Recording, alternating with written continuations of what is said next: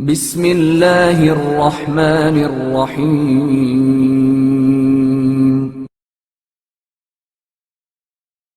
غیر مسلم پر بھی تہمت جائز نہیں۔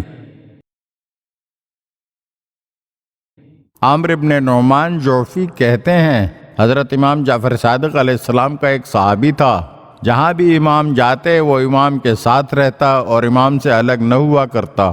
ایک دن امام کے ساتھ بازار گیا اور اس کا غلام جو مسلمان نہ تھا وہ بھی اس کے ساتھ تھا، لیکن درمیان میں غلام کہیں ادھر ادھر ہو گیا۔ اس نے 3 مرتبہ مڑ کر پیچھے دیکھا مگر غلام دکھائی نہ دیا۔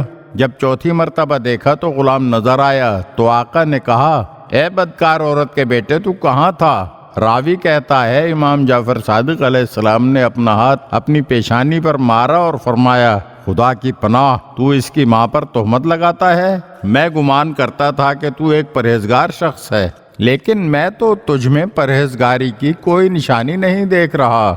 اس نے کہا، فرزند رسول، اس کی ماں مشرک ہے۔